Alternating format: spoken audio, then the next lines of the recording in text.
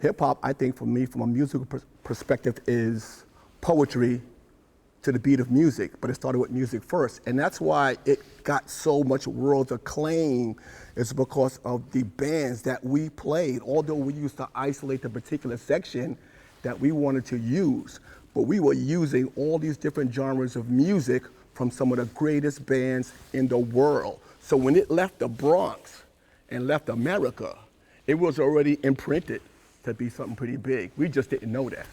Don't push me, cause I'm close to the edge. I'm trying not to lose my head.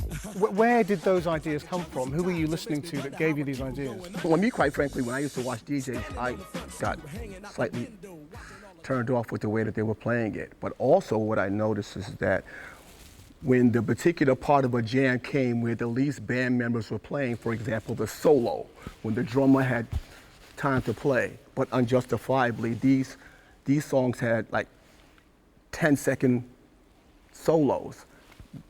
That angered me to go into my room for about 4 years when I was a kid and come up with some sort of turntable science on how I could take this incredibly brief moment that was the best part of the record in my mind and expound on that. And that creating the musical bed, so I would take a 10-second break and make it 10 minutes seamlessly. And that started the bed for rappers to do what they do. We consider this part the whack part. This is to sandwich the bread, okay? So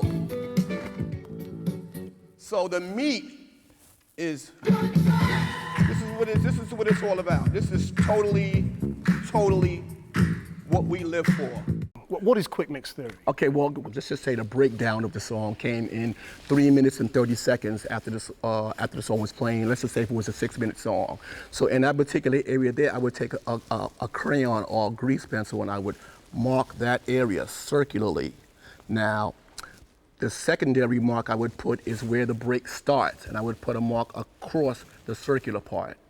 And then the line that went across the circular part, I would watch how many times it crossed the tone arm.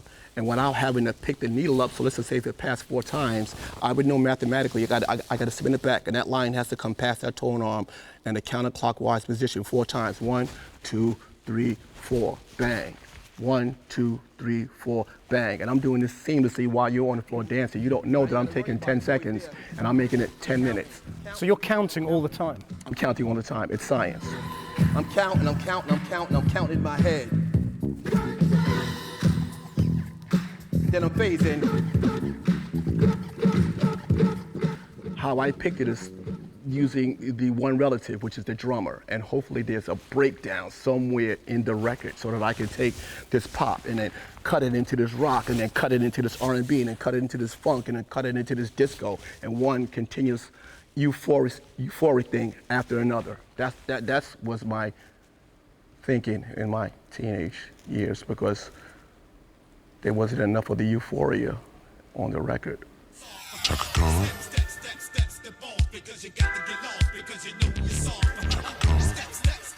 What are you most proud of those early hits? I think what I'm most proud of, but it kind of scares me a little bit too, is that I created a technique that the world uses. Like most DJs use this technique of placing their hand on the record and manipulating the disc back and forth or in a counterclockwise motion, which is a science that I created in the 70s, you know, and the whole world just about does it. Some people do it, and this is nasty. So you might do it nasty, possibly, but then again, you could be a secret virtuoso as well too. So it's like.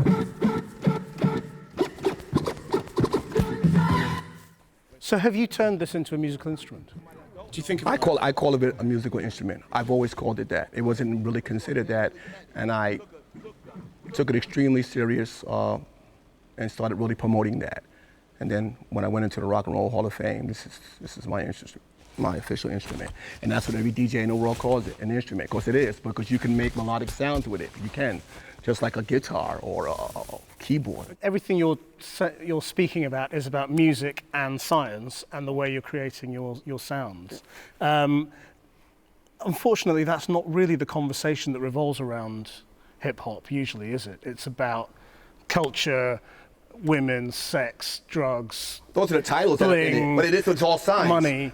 Now all you're those talking, things. you're talking about, now you're going into the actual definitive of it. I'm talking about how it's made. But everybody has their own way on how they make it. Do you regret that part of the culture?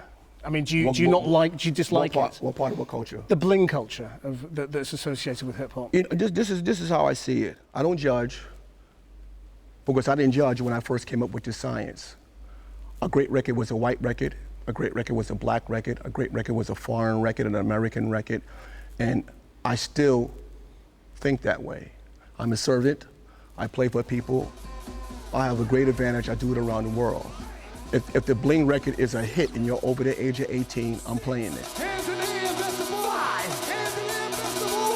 I look at music as music, period.